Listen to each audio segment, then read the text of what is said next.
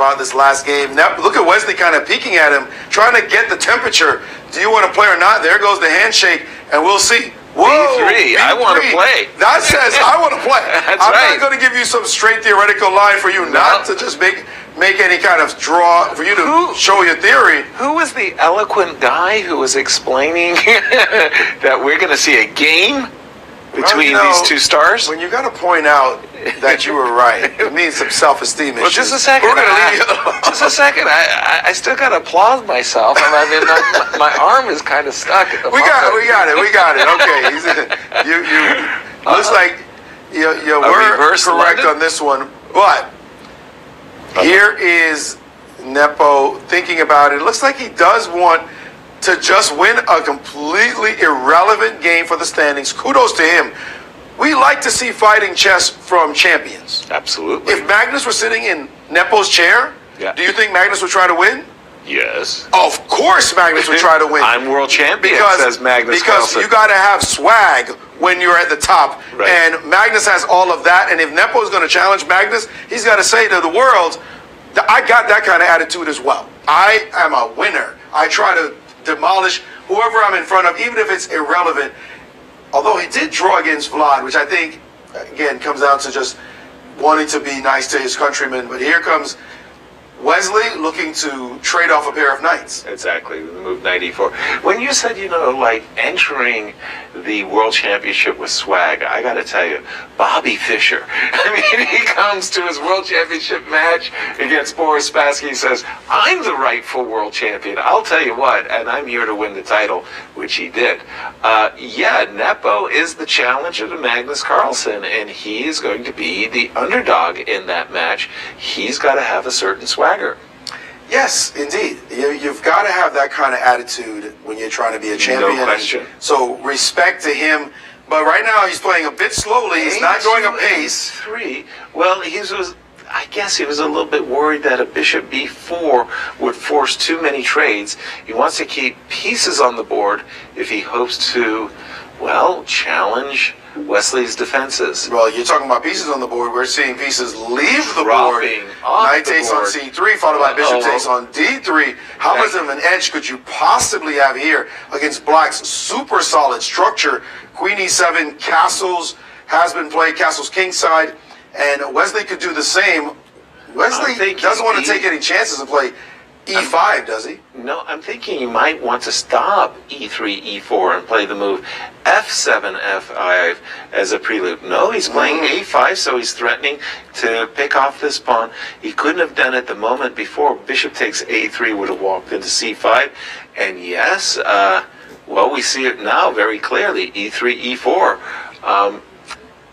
Jan trying to mix it up. Why not? This move, you still can't take the pawn on a3 because of c5.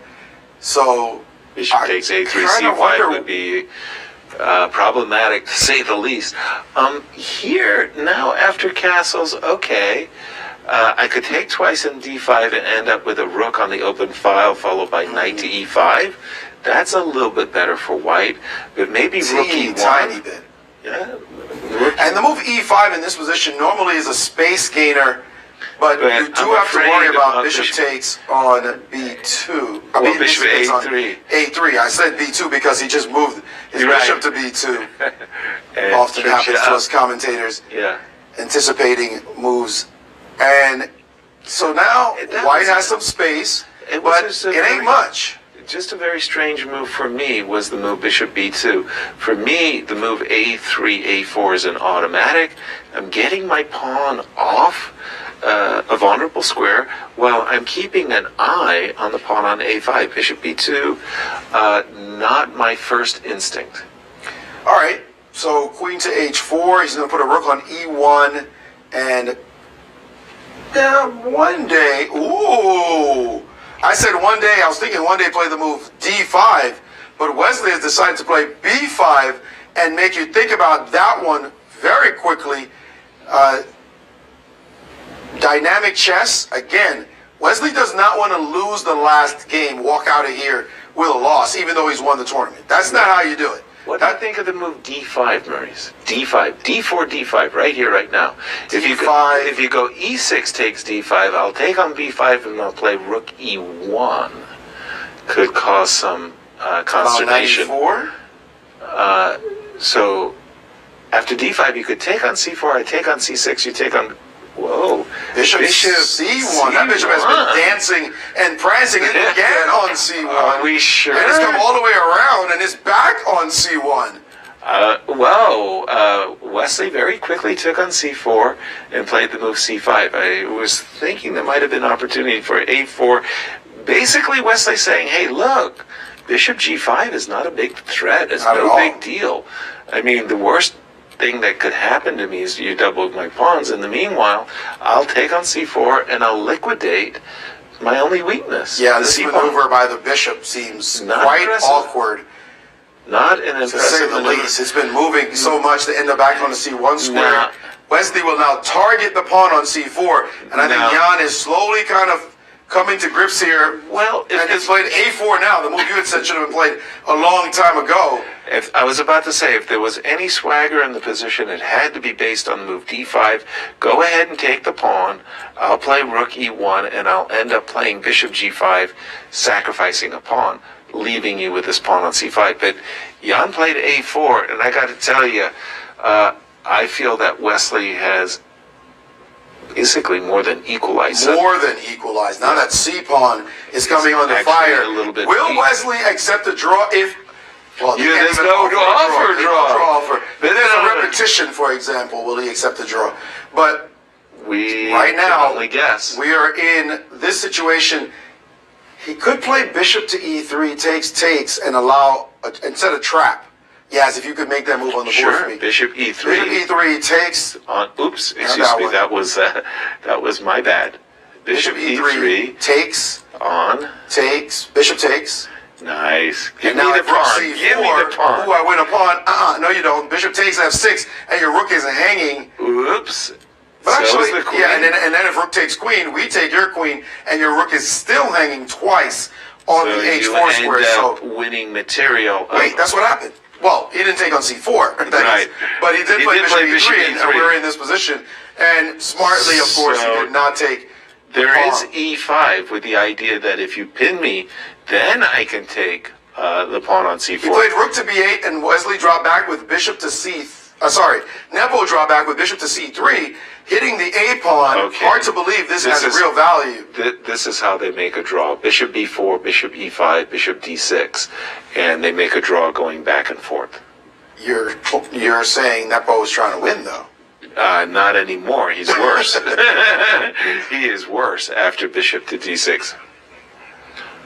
Oh my goodness. Big result. Huge Levon result. Aronian with the black pieces defeated his good buddy MVL, who was desperate for a win. And they don't make a draw, Yaz. He played rook to D1 and did not repeat. He is trying to win this game. Knight takes on E5. He's made it clear to Wesley. But you know, Wesley's one of those guys, he defends like Brilliant. a beast. Oh. You mess up, he gets you. But right now, showing his fighting spirit is Nepo. Give him credit. He'd love to win the last game and walk out of here with some bragging rights and say, this is how future champions get it done. And so here he goes. Queen G5, What? defending his knight. And Wesley could play H6, but then queen to E3 or even F4? Well, here I'm just wondering about the knight maneuver, knight to E4, tickling the queen. The queen moves. Queen C5, pinning that piece, has been played. And now queen back to F4, pinning the knight. Don't move your knight off of F6 because F7 would hang. So if your knight can't disturb this construction, what are you supposed to do with black? He's played rook to B7, guarding the F7 pawn. Prepare. And H3 and H6, two free moves there. That rook at A1 needs to be in the game at some point. Rook to D3, threatening potentially to double or to swing the rook over to the G line. And Jan is trying to pick up the pace. An offer to play rook to B1 by black to trade off rooks. I think he can play king to H2. Sidestepping. Typical the- Gary Kasparov technique. And now Now this is, and he's played rook to b2, threatening King the f pawn. h2 on the board, sidestepping, and rook b2, gift Rook the f3, pawn. can't he play rook to e2 now? Yeah, but rook to remember, you're the rook is doubled hanging up, on b8. and knight f, Yes. knight on e5 to d7, followed by queen takes f7. White crashes through. Rook e2 would be a blunder. Queen back to c7. Look at all these geometrics start to pop up in the position. Defending the pawn, pinning the Rook knight. to e1.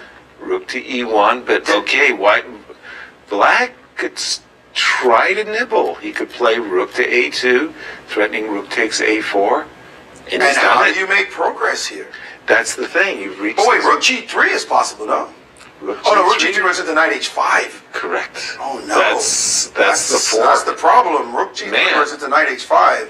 By the way, that's like, gives me a shiver. Yeah, move knight h5 is such a key defensive move. Any rook to g3 walks into a fork. And queen g3 instead, attacking the knight on f6. The threat is rook takes knight because that pawn is pinned, so you don't have time for rook takes on a4. And where do you put? You can't even move the knight easily because of the f7 pawn. So it looks like you have to move the king somewhere. King f8, king h8, which would be the better move. No. There's a knight g6 check. Discovery winning your queen. Excuse me. So if you move your king, you have to put it on h7. You're absolutely right. And he's done so. King to h7 played because that queen is aggressing. The white queen is masking a long attack, so he had to put his king on h7. That does allow a queen d3 check possibility. But where would you put your rook How do now? you get over? How do you get over? How do you get? Can you play rook f4? He's playing By queen the h5, and way, he's down to only 5 seconds. Wow, his clock, he's just frittered away. What's queen h4? Is he going to take on f6? No, Rook down says, to b2. Wesley says, let me counterattack. You have not. No, but the pawn's not hanging on f2, so rook to e3, and he's played rook to e2, queen d4. That knight is pinned on e5, and he's taking on f2, threatening big time move of rook takes g2 check. And what's this? We saw a kingside attack, and now it's about the passed pawn And on the other side. Rook to g3. This looks terrible for white. Oh man, rook to f4, unpinning. Terrible for white. Unpinning there, queen back to b2. He's got some kind of shot on the g7 square that Wesley has to watch out for. I don't And the knight's going to move back to f3, and now knight f6, guarding everybody. Queen b6, looking for a trade, but rook c5. And check to the king. Ooh, he nearly grabbed his rook, which would have allowed. It's over. He's just blundered an exchange, and he's won the game. Wow. Has Wesley So winning by running away from the